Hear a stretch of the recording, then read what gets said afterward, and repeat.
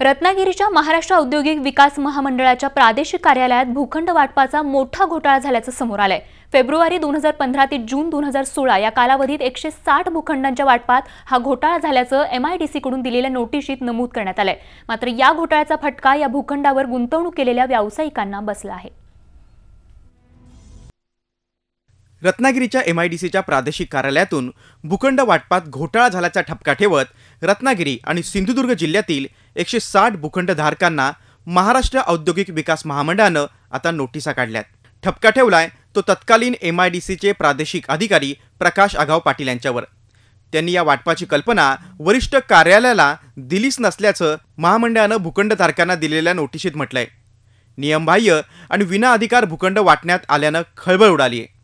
जुलै महिन्यात मी प्लॅनसाठी अप्लाय केलं आणि माझा प्लॅन अप्रूव्हल ऑगस्टमध्ये झाल्यात आणि नंतर मी म्हणजे लोन घेऊन ही 35 लाख रुपये खर्च करून हा बिल्डिंग तयार केलेला आहे। आणि काल मला नोटीस आलेली आहे की म्हणजे मंडळाने हे असा निर्णय घेतलेला आहे की काही टेक्निकल कारणामुळे हा रद्द करण्यात आलेला आहे।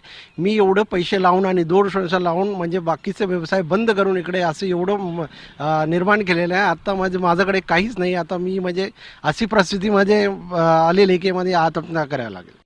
फेब्रुवारी 2015 ते जून 2016 या कालावधीतला हा प्रकार असल्याचं आता बोललं जात आहे। काहींना तर 25% रक्कम भरूनही 2-2 वर्ष भूखंड मिळालेच नाहीयेत।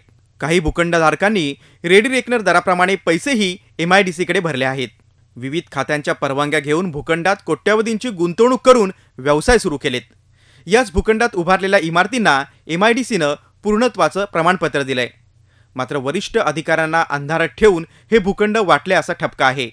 त्यामुळे महामंडळानं अचानक या भूखंड वाटपात भ्रष्टाचार झाल्याचा आरोप करत भूखंड मागे घेत असल्याचं नोटीस काढली आहे। भूखंडाची रक्कम भरली, बिल्डिंग प्लॅन अप्रूव्हलचे पैसे, फायर NOCचे पैसे, MPCB म्हणजे प्रदूषण नियंत्रण या सगळ्याचे पैसे आम्ही भरले आणि त्यानंतर आता हे एवढं कन्स्ट्रक्शन आम्ही पूर्ण केलंय। आणि आता हे पूर्ण केल्यानंतर मी आहे, आमच्या शेजारी यांनी सगळ्यांनी कन्स्ट्रक्शन्स केलेत आणि आता कालच आम्हाला नोटीस मिळाली की तुमचे प्लॉटचं वाटप जे केलेलं होतं त्या कार्यकाळातलं हे रद्द करण्यात आलेलं आहे। आम्ही आजपर्यंत केलेल्या खर्चाचं काय? रत्नागिरी आणि सिंधुदुर्ग जिल्ह्यातील 160 भूखंड अदा करण्यात आलेत। यावर अनेक उद्योजकांनी आपले व्यवसाय सुरू केले। या संपूर्ण प्रकरणात आता भूखंड खरेदी करणारे भरडले जात आहेत।